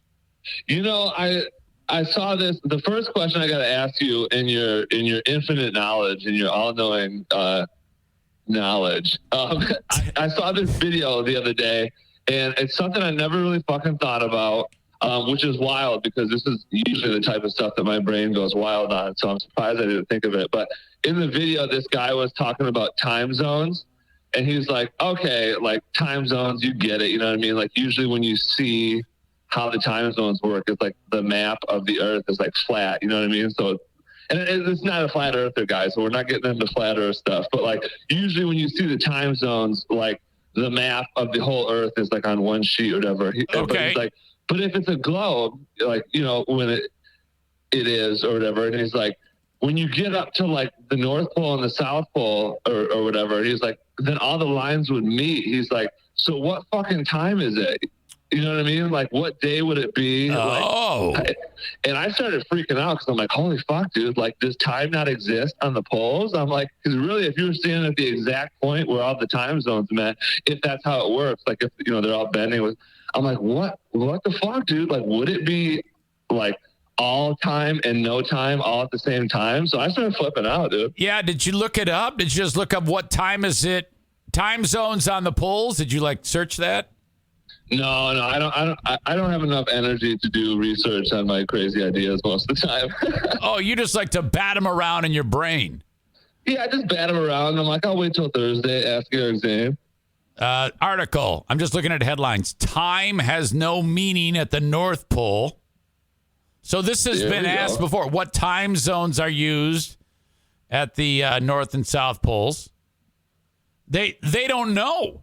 It's like, you remember a TV show called Lost? Yeah. Yeah, at some point, time had a lot to do with that shit. I think that's what's going on there. I know, it's flipping me out because, I started thinking, I'm like, okay, like, that would make sense, like all the lines kind of bend with the earth. But I'm like, but then, you know what I mean? Like, if you just, took a ball in your kitchen or whatever, and if you were just holding the ball and you took, a knife, and you just kind of cut, say 10, you cut into it 10 times or whatever, and cut the ball into 10 pieces. I'm like, then, if you just cut it straight, I'm like, then you could have time. But I'm like, that's not how it works though, because it's not the same time on the opposite end of the earth as it is where we are. You know what I mean? That's a great question. So it's got to be that the line's curved. So yeah, then I started flipping out. I'm like, dude, I got to get to the North Pole and fucking figure this thing out, dude. Were you stoned when you thought of this? No. I was just watching the video and I was just guys, the guy's got a fucking point, dude. All right. Something to think about, which I won't think about. As soon as this is done, I'm never going to think about this again. Yeah, I know. It's it is one of those things where it's it doesn't really matter, but then it kind of does. I don't really know. It flipped me out and I just thought I would see if you ever thought about this shit before. Oh, no. Not until then. Or until you just said it. Wow. Holy shit. And I asked, what time is it at the North Pole, right now? It is right now, because it's 9:42 where you and I are. At the North Pole, it's 5:42 a.m. I know, that's the crazy part, because then, like, what if you were on the point where all the lines met and you just, like, took a step back and then walked in a circle? Right. Suddenly, you would be fucking it's like every time zone, or it's like what, 8 o'clock at night. Yeah, it's fucking crazy. If you go fast enough, does time go backwards? Yeah, I know. You know what I mean? Okay, it's too much to think about, dude. All right, very good. Anything else?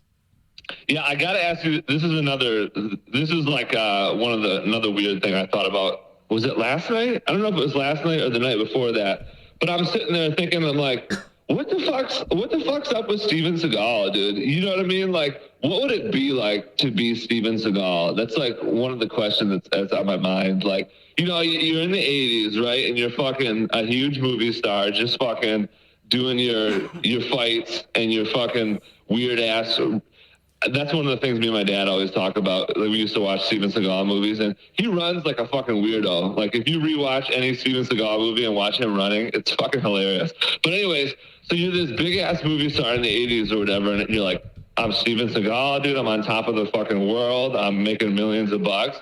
But then, like, now, like, anytime you see anything involving Steven Seagal, like, he's an idiot. Like, everything now is like, anything that pops out, it's because he's an idiot. And I'm like, what a turn, dude. Like, what would it be like to experience that shift in public identity? You know what I mean? As we talk, we're watching video of Steven Seagal running, and he runs like he's got some weird arm things going on. It's the arm thing for sure. Me and my dad, say I'm like 7 years old, right? And yeah, me and my dad and like, he's like all into the movie because my dad like loves fighting movies, you know, like Jean-Claude Van Damme, all that type of stuff. And then I'm just like laughing my ass off. I remember this movie. My dad's like, "What are you laughing at?" I'm like, "Look at him run."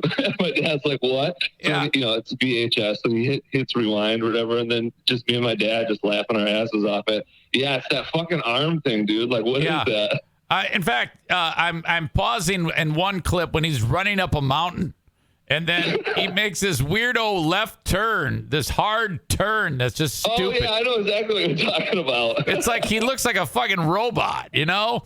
I mean, you know. Steven Seagal, dude. And he really gets those arms pumping. And now he's sitting on top of the mountain, not even sweating, enjoying life. Yeah, someone fucking asshole. I think he's a total lunatic, too. Fuck that guy. Yeah, there's like all, you know, you read stories or whatever about like, oh yeah, like he doesn't actually know like fighting that well or whatever. Right. There was like this article, I don't know, like other 80, like Jean-Claude Van Damme or whatever. I think there was some story about how like they were gonna like spar or something, and Steven Seagal was like, no, like I don't want to do that or whatever. And this, but yeah, you know, then because you see videos of like nowadays, like when fucking Steven Seagal would just like go to like a karate competition or whatever, and like put on like a show or whatever, and it's just like him being all fat and like just kind of moving his arms around, and these dudes just like act like they're getting their asses beat. Right. I'm like, what are you doing, Steven Seagal? This clip I'm watching as you're talking, Steven Seagal, it's clearly inaccurate and not realistic because he's actually catching up to a black guy. Oh shit. And when he runs, those legs and arms, they pump furiously, but his upper body, his torso remains absolutely perfectly still. His head completely, and his head doesn't move. It's that fucking flipper that gets him going. All right, very interesting. I appreciate you pointing that out so that we could park on Steven Seagal running is ridiculous. Yeah, you know, maybe you'll hear about this, and this is gonna get the Eric Zane Show on the fucking map, dude. Because Steven Seagal is gonna hear about this. He's gonna get fucking pissed, dude. He's coming after us. Very good. All right. I appreciate you bringing all these things to light. We had time zones. We had Steven Seagal running. Those are the big takeaways. And off we go with our day. Thank you, Kyle. I appreciate it as always. You got it. I'll catch you guys fucking later, dude. All right, man. See ya. Bye-bye. Deuces. Deuces. Tom Segura has a whole bit about him. Didn't know that. There's a quote from the dude interviewing Steven Seagal. He was playing the blues, Mojo Fist. I don't know what the fuck it was. Interviewing Steven Seagal is what Steven Seagal. Welcome in, Steven. How are you? Oh, yeah. That, I'm sure that eventually you'll be able to hear that bit on another edition of While I'm Away. Occasionally those show up. If you know, you know. All right. Okay. Advertise on the Eric Zane Show podcast. It's real simple. Drop me a line. Reach out, eric@ericzaneshow.com. I'd love to hear from you and tell you how it works with getting on the Eric Zane Show podcast. It's quite simple, really, and I can help market your business. Like, for example, the Mario Flores Lakeshore team of Van Dyke Mortgage, 231-332-6505. If you are in need of a mortgage, my God, reach out to me, or don't reach out to me. Reach out to Mario. He'll help you every step of the way.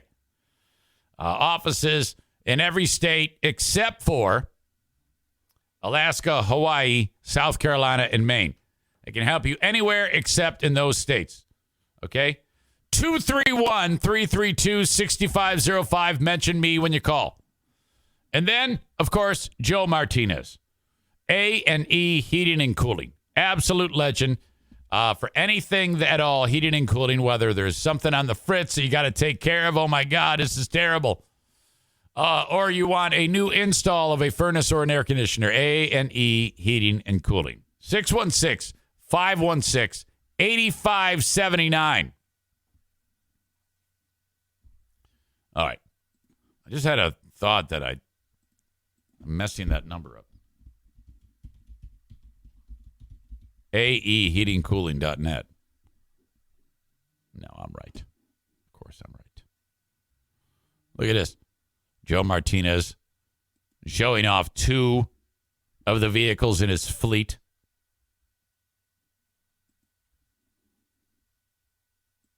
I think he's got even more, you know.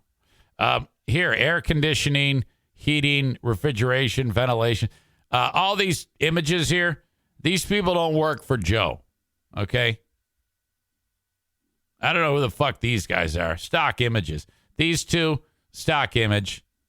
No. Here you go. This is what I'm talking about. These 3. David, there's Joe, and that's Jason. Fantastic. Promotions. 10% off any air conditioner repair for military, first responders, and seniors.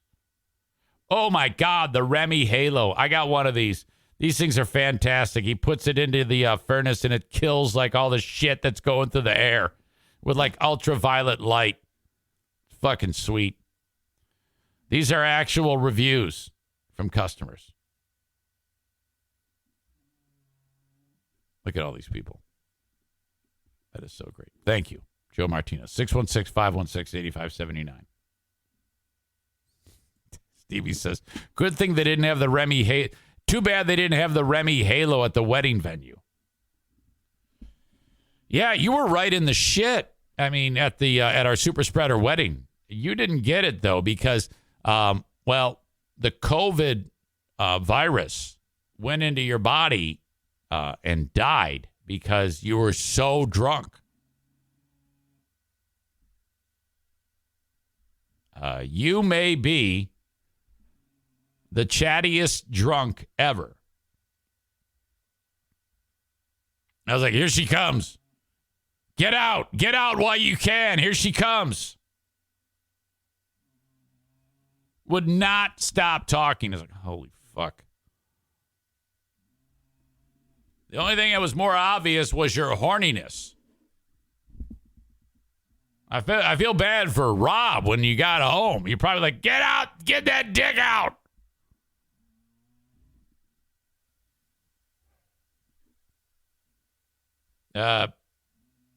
Maureen says, Ain't no laws when you're drinking claws. Ain't no laws when you're drinking claws. Ain't no laws when you're drinking claws. A girl, I. A girl, I. Hey, how you doing? Hey, honey, how you doing? Hey, honey, how you doing? Hey, honey, how you doing? When can I meet that boy? When can I meet that boy? That boy. That boy. Fuck you, Eric. Fuck you, Eric. Fuck you, Eric. Thank you, Stevie. Okay, this video's going around. You're going to love this. Oh, my God. Audio check. Video check. So the chick at the plate here for the big softball game, you got runners, like 2 runners on, maybe 3. I think the bases are loaded, and the chick up to bat hits the home run. All right, but watch what happens. Is lifted into deep left center. Okay. You see that? The chick hits the shit out of the ball, and then keep your eye on the chick who hit the shit out of the ball. Because she's rounding the bases, and she gets around first, and something bad happens. I know. Is lifted into deep left center. See, she went down. She's hurt. Something bad happened. For a grand slam, but Moses is going to round first base and go down holding her ankle. Okay. So she's hurt. Now, the other team's like, wait, what the fuck? So that was a home run into left center, but all has fallen quiet here. Okay, boom goes the dynamite. She is definitely not in Aiden Lynch. Breaking news! She's describing the action. Goes down. She will be now she has to go around the bases. Required to touch all the bases, and it looks like the Fire defense may try to help her. Look at this. The way around the bases. Now, the rule is your team can't help you around the bases, but there's no rule that says the opposing team can't help you. So the opposing team is going to help. So a couple of other lesbians go up to this lesbian and pick her up, and the 2 lesbians carry the third lesbian around the bases. Now, this is awesome sportsmanship.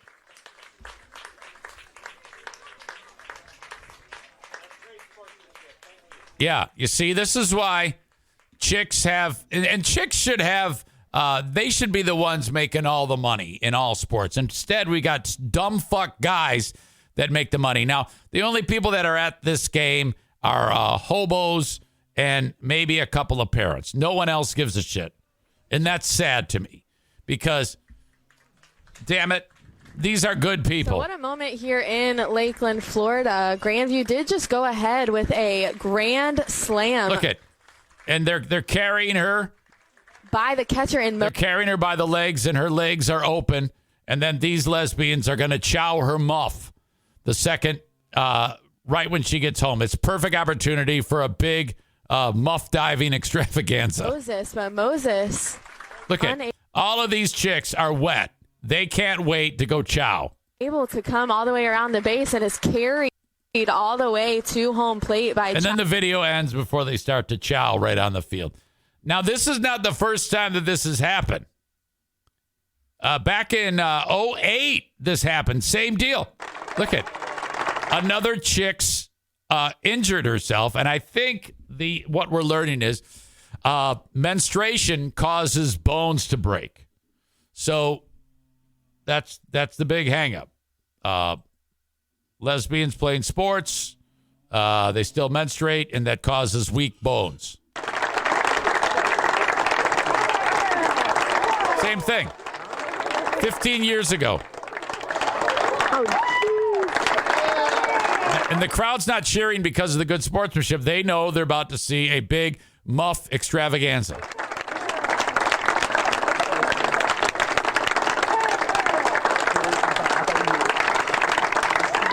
That's the first home run of the season for number 8, Sarah Tukolsky.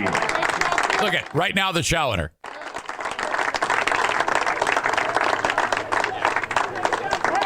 So stupid. I just had a realization that like 6 months ago, I think it was the local team won the Little League World Series girls softball. I just had a terrible feeling that what if they're watching this?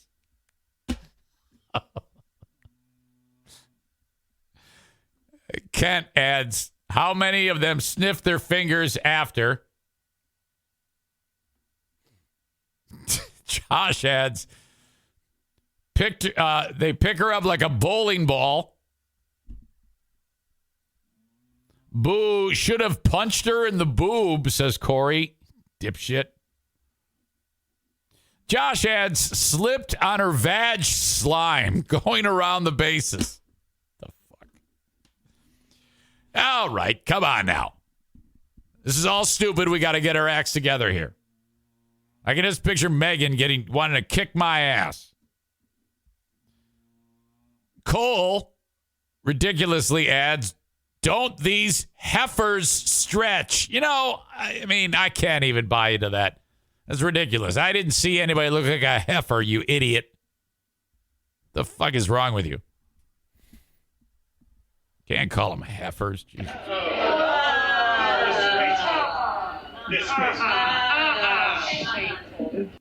Fucking horrible.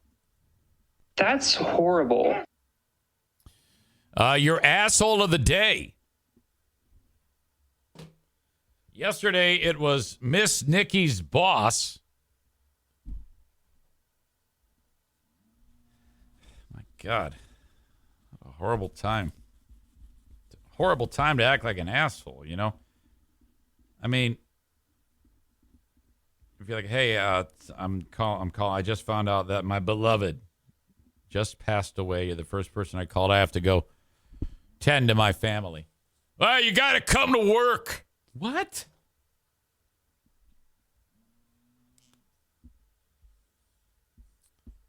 Can't even believe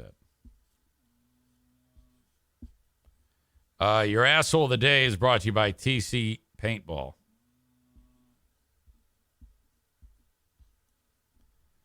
Without even reviewing what we did, I will just give it to the Ottawa County Board for more shenanigans with those pieces of shit. Oh, that's right. We got a call, don't we? We got to make a phone call to, what's that guy's place name? Fresh Phone?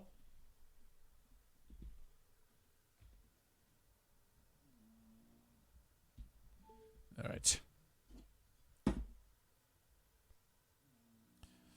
me look them up. That's how we can finish this show. You know what? You know what we can do? This will be even better.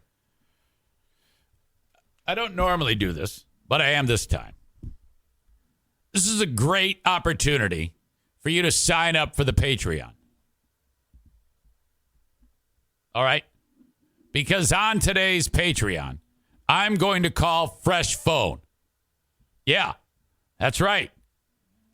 I'm going to dangle the carrot. If you want to hear that, I mean, who knows how it's going to go? It's happening today on the Patreon. Patreon.com/Eric Zane. Corey says, God damn it. Yeah, well, sign up for it. Chris, I'll send you a link because Chris is in a bad spot. I'll send you a link of the audio video, Chris, because Chris is signed up, but his Patreon has betrayed him. So, Chris, I'll let you in on that. When it comes to rating shows, Sam the Juice says, Eric, not sure if he's told you, but Plain Talk John appreciates you. He did. He did reach out to me.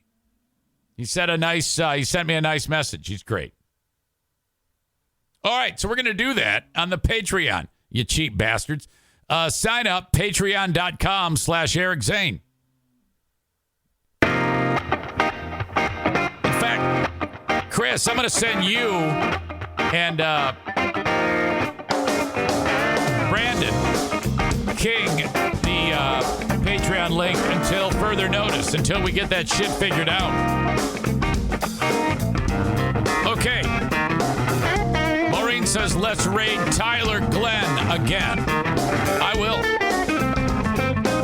Have a good one, folks. Thank you.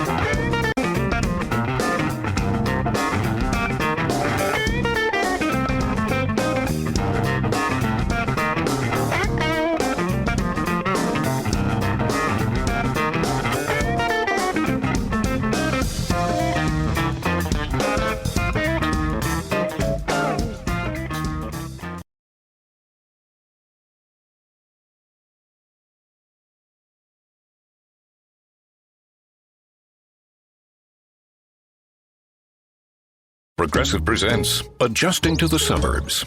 I never really thought about tools until I bought a house in the suburbs. It's like this weird homeowner test if I need a tool for a project and don't have it. And my neighbor Ted loves to give me that look when I ask to borrow a pole saw. A year ago, I didn't even know pole saws existed. And now I gotta borrow one from Ted? What is happening? Anyway, when you save with Progressive by bundling your home and auto, that's the easy part of adjusting to the suburbs. Progressive Casualty Insurance Company coverage provided in service by affiliates and third-party insurers.